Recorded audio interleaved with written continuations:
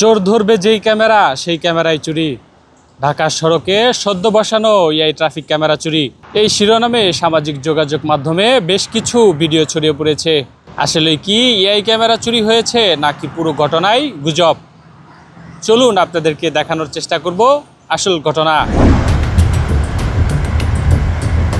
Facebook, YouTube সহ বিভিন্ন সামাজিক যোগাযোগ মাধ্যমে ছড়িয়ে পড়া ভিডিওগুলোতে দাবি করা হয় ৩০০ ফিট এলাকায় স্থাপন করা একটি এআই ক্যামেরা চুরি হয়েছে।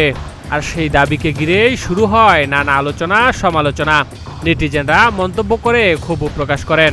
এরপরেই কমেন্ট বক্সে শুরু হয়ে যায় ক্ষোভ প্রকাশ।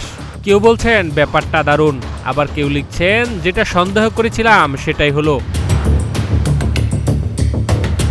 তবে ঘটনাস্থলে গিয়ে দেখা গেল সেখানে কোনো এআই ক্যামেরা ছিল না।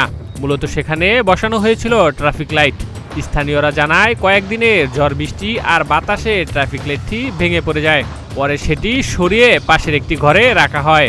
তবে এ বিষয়ে তাদের সাথে কথা বলতে চাইলে তারা ক্যামেরার সামনে কথা বলতে রাজি হয়নি।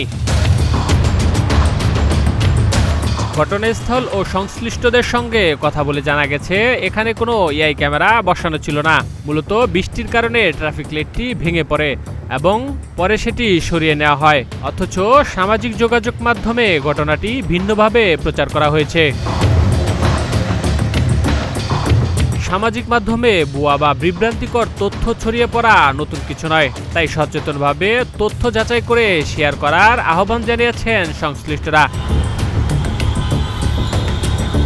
শাইনুল ইসলাম নূর, প্রতিদিনের বাংলাদেশ।